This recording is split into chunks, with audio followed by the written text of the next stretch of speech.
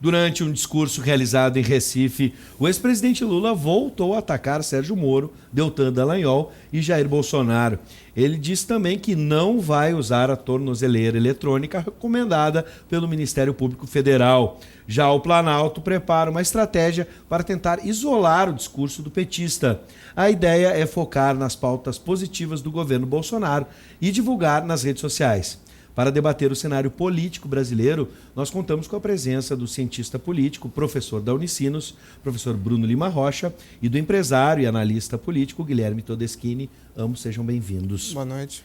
Bom, boa noite. Vamos começar com como a gente disse agora na abertura, há duas estratégias diferentes no jogo político. Lula parte para cima da Lava Jato e de Bolsonaro. E o Planalto, que em alguns jornais da grande mídia, como o Estadão, por exemplo, indicam que Bolsonaro vai evitar esse confronto, digamos assim, essa discussão pública com o Lula.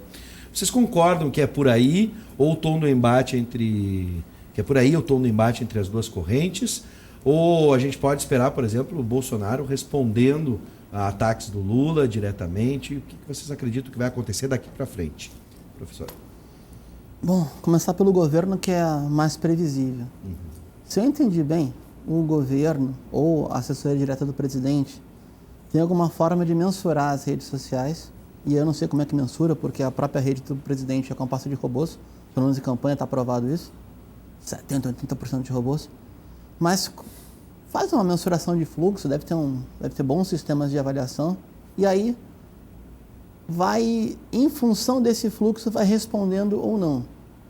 Eu, particularmente, já falamos aqui em vários outros programas, né? Eu desconfio que o presidente eleito necessariamente não ouve ninguém, ou seja, não tem um estrategista, não tem um assessor, não tem uma composição de uma espécie de um Estado maior que o circunda. E, diante do seu temperamento, que é bastante irascível, parece tomar decisão por conta própria. O tempo inteiro, é o que me parece. Tá? Já o ex-presidente Lula, eu acho que a gente tem dois problemas aí. Primeiro é superlativizar a figura do ex-presidente. Porque, como eu falo, até um jornalista assumidamente de direita, mas muito, muito bom no factual, Reinaldo Azevedo, né? Parece que tem o Código Penal do Lula e o Código Penal. O Código Penal é um só. Houve uma gambiarra nesse país e uma adequação depois dessa gambiarra que terminou prendendo-o. Mas a maioria dos presos da Lava Jato sequer está preso. Ficou pouco tempo, transacionou, fez compliance, todo mundo faturou, o advogado que fechou acordo faturou um monte, os advogados, né? Inclusive esses procuradores que faturaram também.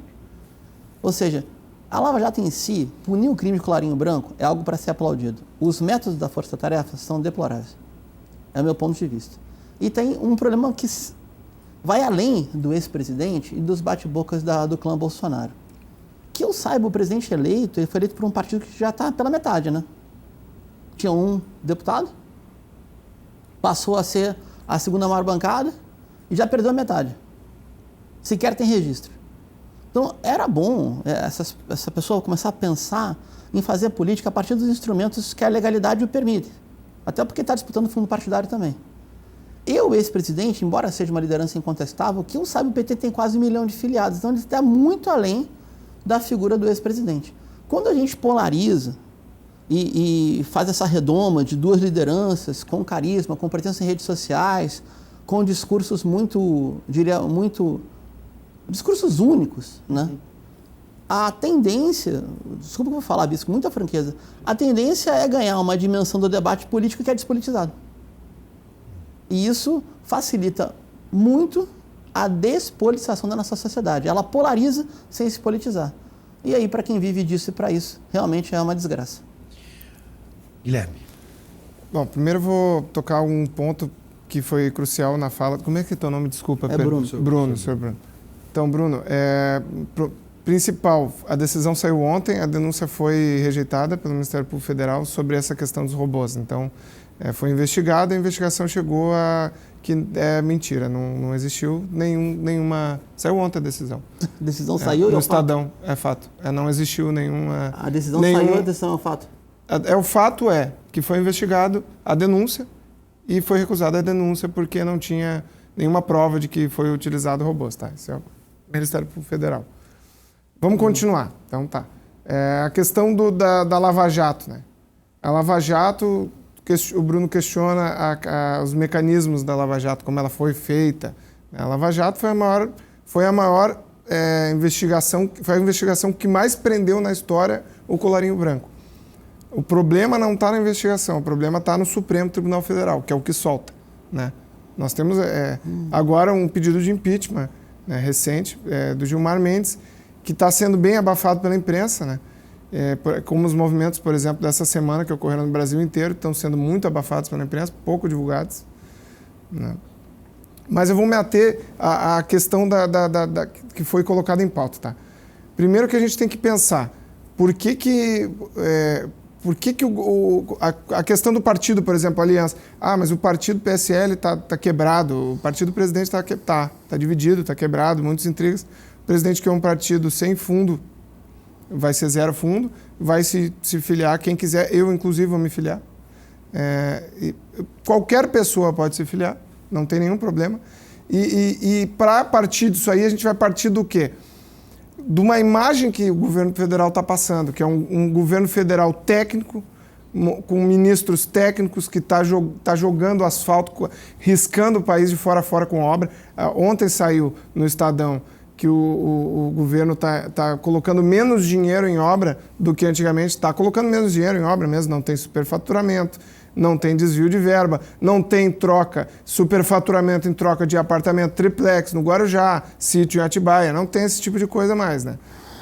Então, agora que o país está nos eixos, na engrenagem está funcionando sem que haja um derrame de dinheiro público em corrupção, pela primeira vez na história desse país, a gente acredita, né, nós que somos mais de direita, conservadores, a gente acredita no lado positivo dessa empreitada, né? E principalmente nesse partido novo do presidente, chamado Aliança, né? Aliança pelo Brasil. Eu tinha já separado essa pergunta, mas já que o Bruno tocou nela, acho que a gente pode esmiuçar um pouquinho mais na perspectiva de vocês. É sobre a polarização entre PT e Bolsonaro, mas assim, polarização entre Lula e Bolsonaro. Essa polarização deve durar até quando? Ou é um exagero afirmar que o país realmente está dividido em duas visões políticas? Eu acho que o Bruno foi mais adiante, que não são... eu não interpreto como visões políticas aquilo que tu queria dizer, eu imaginei assim, torcidas, por exemplo, de um lado, que torcem e idolatram duas figuras. O que isso pode nos levar politicamente, né, como alternativas até mesmo de poder entre outros partidos, outras visões, em ambos os lados, já que se dividiu entre direita e esquerda, por exemplo? Acho que primeiro a gente tem que começar colocando em pratos limpos esse debate, né? Eu venho com a sigla de uma instituição, né, que paga meu salário e me emprega, como doutor em ciência política.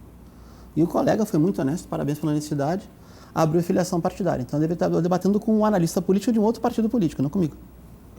Tu não tens inclinação partidária, então? Não, eu não estou aqui falando por uma inclinação partidária. Vamos ser honestos. Tu não tens inclinação partidária. Não tenho delegação para estar aqui. Um, não tem filiação partidária eleitoral. Dois, não tem inclinação para estar aqui. Eu repito a pergunta. Tu não tens inclinação partidária. Esquece. Bia, preciso falar contigo. Olha só, não tem que fazer aqui. Ele veio para tumultuar. Ainda bem que é ao vivo, gente. Não é ao vivo mesmo. Não, tranquilo. Não, que eu saiba a lógica desse programa é cada um fala de uma vez separado, correto? Perfeito. Fala sua, Bruno. Fala. E depois eu passo para o Guilherme. Por favor. Então tá. Cada 6 meses aparece alguém aqui diferente, depois ascende na carreira política e somente continua debatendo. Mas tudo bem. Desejo sucesso ao meu colega aqui do lado. Não falei que não está polarizado. Falei que está despolitizado. Porque quando a gente compara projetos de país, a gente precisa levar em conta alguns indicadores, correto? Então, por exemplo, qualquer sistema político, de qualquer engrenagem, precisa de instrumentos de participação. Quando esses instrumentos de participação estão polarizados em cima de indivíduos, a gente fica absolutamente dependente de lideranças carismáticas, que é o que ocorre hoje no país. Então, essa foi a minha primeira colocação. Não disse que era uma torcida, disse que havia uma despolitização porque aquilo que dá sustentação a agremiações políticas que vão durar, ou é um jogo direto e mesquinho de interesse, como costuma ser, ou é uma base programática.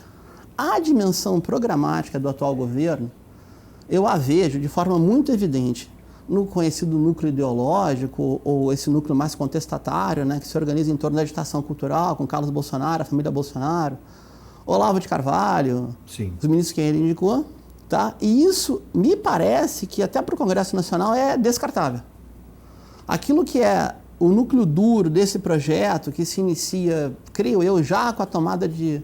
Já com a indicação de Joaquim Levy, né, que foi a grande traição do segundo governo Dilma, é essa dimensão de, eu diria, retalhar a Constituição de 88, né, subordinar os direitos sociais a uma acumulação de capital aos moldes chilenos. Já falei isso aqui antes de estourar a rebelião no Chile, a gente falou isso aqui algumas vezes, nesse programa aqui do teu lado. E me parece que isso aí é inegociável. Ou seja, essa pauta é o único consenso que resta do que foi 2016 para cá. E isso me parece que vai continuar com ou sem Bolsonaro. Sim. Essa seria a dimensão mais politizada do debate.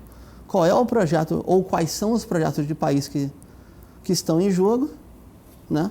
E qual é o efeito direto que esse projeto de país pode ter sobre, por exemplo, renda das pessoas que trabalham, a aposentadoria, aí vem a questão da Previdência, vem a PEC 55, vem situações que, se a gente for fazer um debate mais sério de economia política, nem a Europa saía da crise de 2008 e 2009, a Europa expandiu 15 tri, perdão, sua base monetária para poder sair da crise.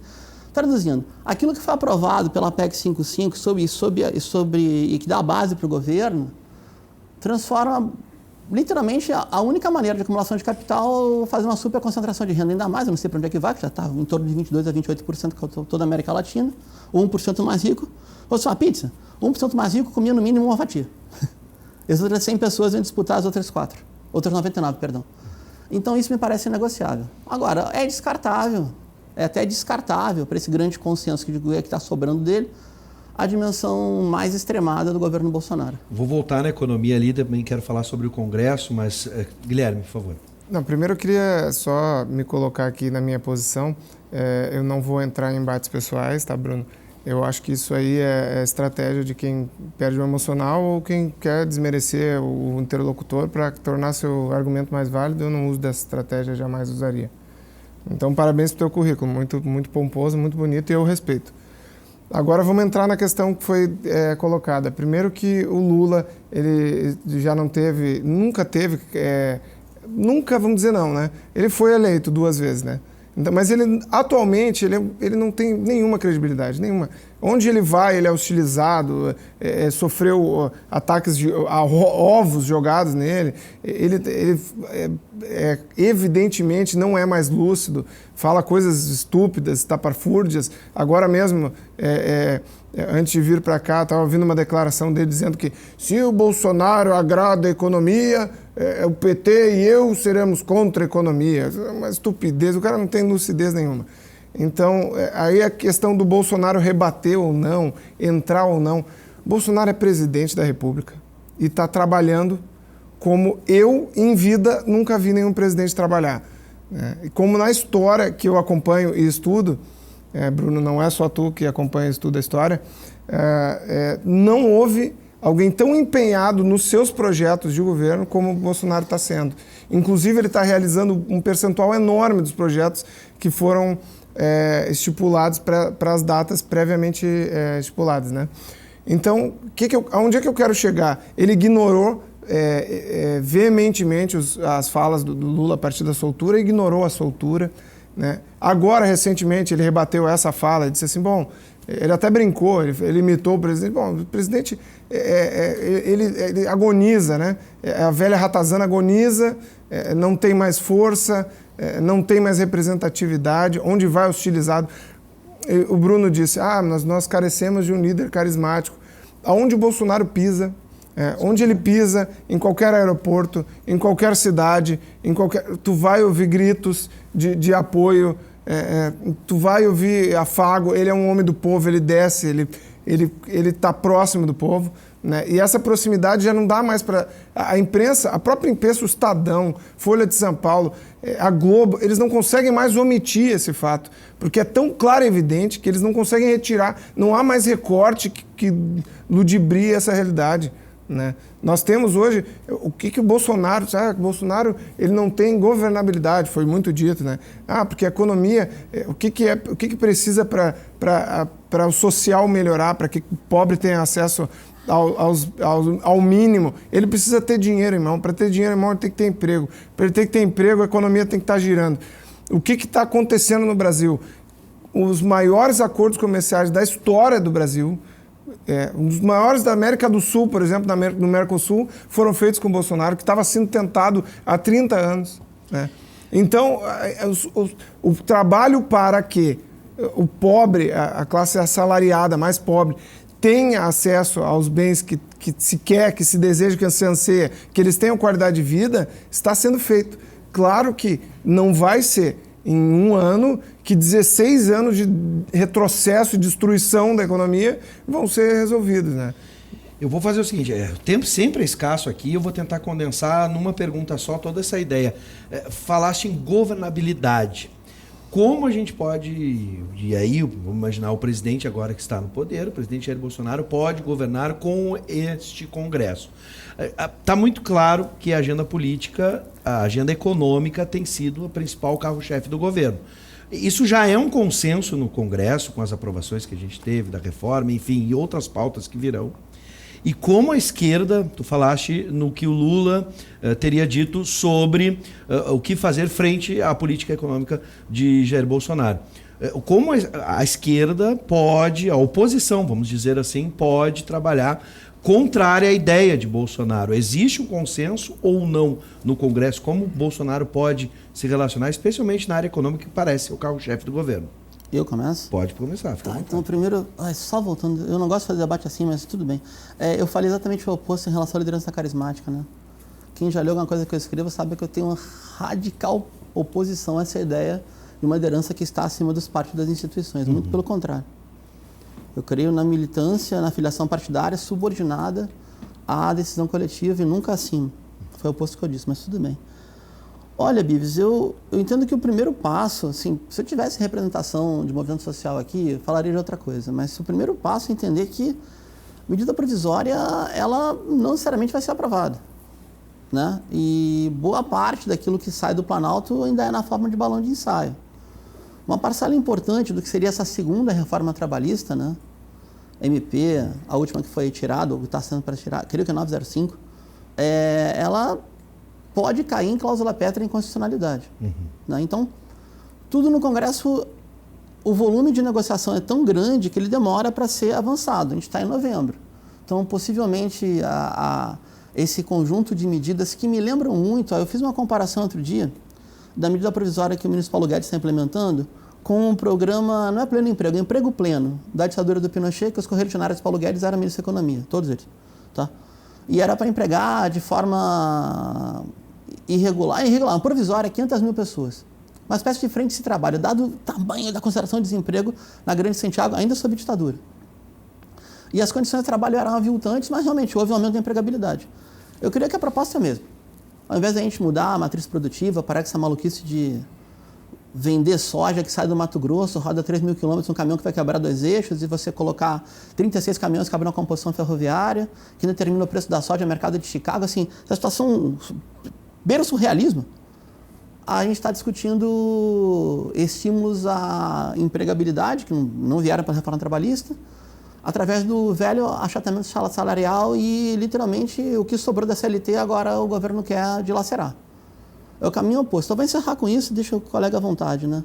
Eu ouvi na Rádio França Internacional na última sexta-feira. Graças aos coletes amarelos, um ano de protesto na França consecutivo, né? O governo Macron teve que revisar uma série de medidas impostas até pela União Europeia, pelo Banco Central Europeu, e, em último caso, pelo gabinete alemão que manda na União Europeia, na Comissão Executiva.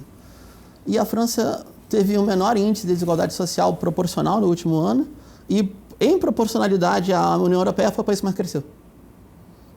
Por medidas anticíclicas que vieram de um governo assumidamente neoliberal, Macron é banqueiro, né, de formação que seria da chamada economia ortodoxa ou clássica, tá?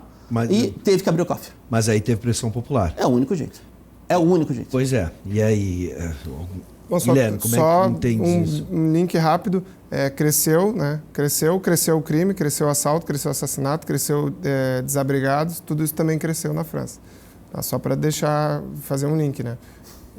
Inclusive o Macron já fez uma declaração que não pode receber todo mundo, que vai diminuir a quantidade de refugiados na França.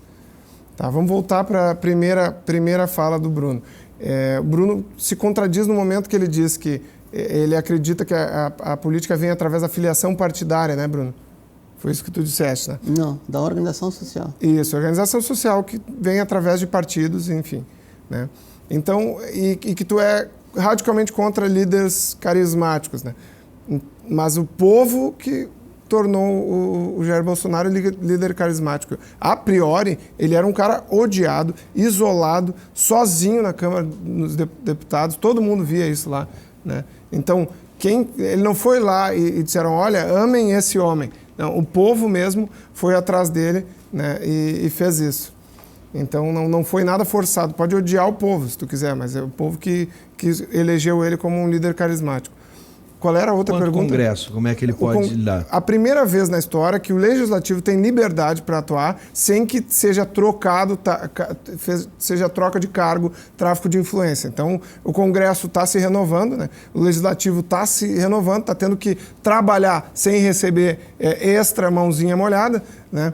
E, por incrível que pareça, estão sendo aprovadas muito velozmente todos os projetos até agora implementados, né? Tudo que se queria fazer no governo do Lula, que foi 2 governos e não conseguiu fazer, da Dilma que não conseguiu fazer, Temer que não conseguiu fazer, trabalhista ficou pelas coxas, né? Então tudo conseguiu ser aprovado. Então o que o Bolsonaro faz? Dá liberdade para o Legislativo trabalhar, o que um presidente deve fazer. Bom, eu vou encerrar por aqui porque o tempo sempre é escasso. Quero agradecer a participação do professor Bruno Lima Rocha e também do Guilherme Todeschini. Sejam sempre bem-vindos e até um próximo encontro.